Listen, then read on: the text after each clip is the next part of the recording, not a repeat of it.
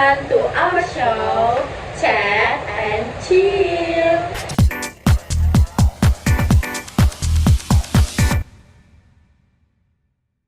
How are you today? Hopefully great.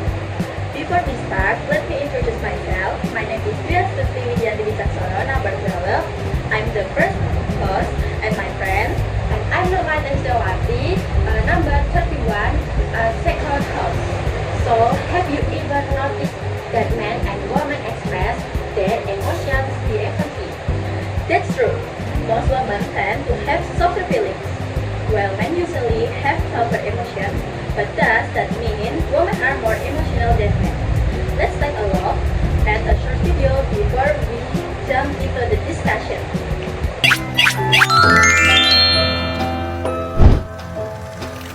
Still learning about life. My woman brought children for me, so I can sing them all my songs and I can tell them stories. Sometimes we wonder why are women often labeled as emotional. Why do women cry more often? And why do they seem to express their emotions so easily? Meanwhile, if you look at men, they rarely cry and often find it difficult to express what they feel. Is there actual a connection between these two things? Why do their emotional responses differ? Let's dive deep into these questions. Well, before we get into the main topic, we need to understand first what actually is emotion. Emotion is a natural reaction to certain events or action. It can also be defined as a person's perceptions of bodily change caused by external stimuli. Emotion can be divided into two types, positive or negative emotion. Positive emotion describe pleasant feelings such as joy, happiness, and cheerful. Meanwhile, negative emotion describe unpleasant feelings such as disappointment, anger, sadness, and hatred. That was the general definition of emotion.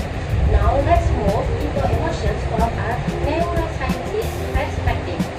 Neuroscience is the study of nervous system in living beings. It also reveals fascinating facts about our brains, including how emotions are processed.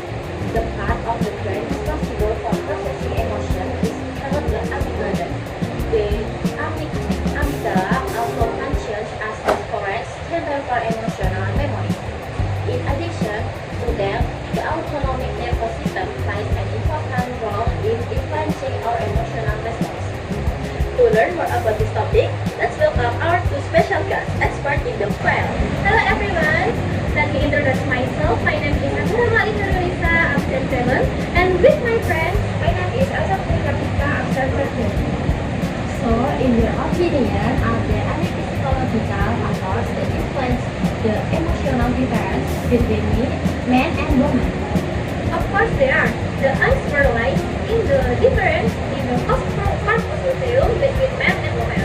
The corpus callosum is a bundle of matter fibers located between the cerebrum and the limbic system. It functions to connect the left and right hemispheres of the brain with the limbic system, which regulates emotions. Interestingly, women have a thicker corpus callosum compared to men.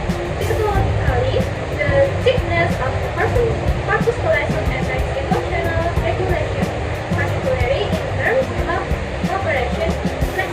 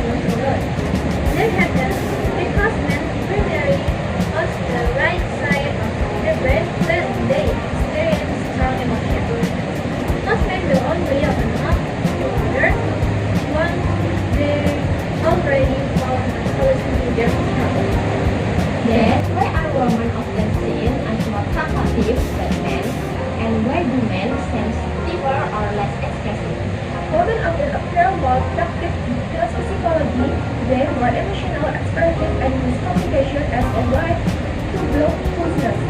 For women, talking is a way to connect emotionally and feel closer to others. Meanwhile, men tend to be more logical and straightforward. They talk when there's clear purpose, not just to share stories. That's why men often seem more reserved or rigid in expressing their emotions. Oh, I see. So in short, women talk to connect, while men talk to solve problem, right? Yes. Alright, thank you so much, Adara and Elsa, for your time today. Yes, you're welcome. Wow, what an exciting discussion we had today. We talked a lot about the emotional difference between men and women. And it turned out the difference comes from both physiological and physiological factors. But it seems like our time together is almost up. But before we close, there's one important thing to remember. Differences aren't meant to be avoided, but they are meant to be understood and to complement each other.